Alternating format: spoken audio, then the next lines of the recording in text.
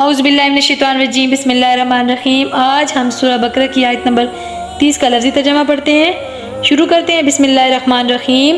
وَإِذْ اور جب قالا فرمایا ربک تیرے رب نے، للملائکۃ فرشتوں سے، انی بے شک میں جاعل بنانے والا ہوں، فی الارض زمین میں خلیفتاً خلیفہ۔ قالو انہوں نے کہا، اتجعل کیا تو بنائے گا، فیہا اس میں من جو یفسدو فساد کریں گے، فیہا اس میں یعنی کس میں زمین میں، وَيَسْفِكُ اور بہائیں گے الدماء خون، وَنَحْنُ اور ہم، نُسَبِّحُ ہم تسبیح بیان کرتے ہیں، بِحَمْدِكَ ساتھ تیری تعریف کے، وَنُقَدِّسُ اور ہم پاکی بیان کرتے ہیں، لَكَ تیرے لیے۔ قالا فرمایا اللہ رب العزت نے، انی بے شک میں عالموں میں خوب جانتا ہوں، ما جو لا نہیں تعلمون تم جانتے۔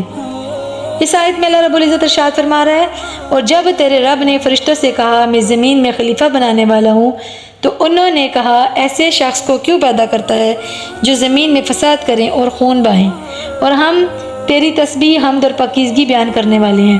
اللہ تعالیٰ نے فرمایا میں جو جانتا ہوں تم نہیں جانتے۔ فرشتے جو ہوتے ہیں وہ اللہ تعالیٰ کی نوری مخلوق ہوتے ہیں، پاک مخلوق ہوتے ہیں، اور وہ اللہ تعالیٰ کی ہر وقت حمد اور تسبیح کرتے رہتے ہیں۔ وہ گناہوں سے پاک مخلوق ہوتی ہے، اور ان کا مسکن جو ہے وہ آسمان پہ ہوتا ہے۔ یہاں پر خلیفہ سے مراد جو لوگ کہتے ہیں کہ خلیفہ یعنی کہ بندوں کو خلیفہ کہنا یا نائب کہنا، یہ والی بات غلط ہے۔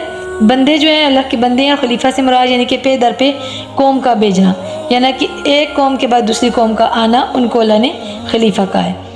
اسی طرح سے فرشتوں کا یہ کہنا کہ یہ حسد کے طور پر انہوں نے اعتراض کیا، حسد کے طور پر نہیں بلکہ اللہ تعالیٰ کی حقیقت اور حکمت کو معلوم کرنے کی غرض سے انہوں نے اللہ رب العزت کی حکمت جاننے کے لیے اس سوالیہ انداز میں سوال پوچھا کہ اللہ تعالیٰ اگر تو عبادت کے لیے حمد و تسبیح کے لیے اگر کوئی مخلوق بنا رہا ہے، زمین پر بھیج رہا ہے، تو اللہ تعالیٰ ہم تیری حمد و تسبیح بھی کر رہے ہیں، تو ایسی مخلوق کو کیوں پیدا کر رہے ہیں؟ تو اللہ تعالیٰ جو کہ زمین پر جا کر خونہ ریزیاں بھی کریں گے، فساد بھی پھیلائیں گے، جن سے یعنی کہ خطرہ بھی مول ہے، تو پھر اللہ تعالیٰ ہم تو تیری پاکی بیان کرنے کے لیے ہر وقت تیری عبادت کے لیے مشغول ہیں۔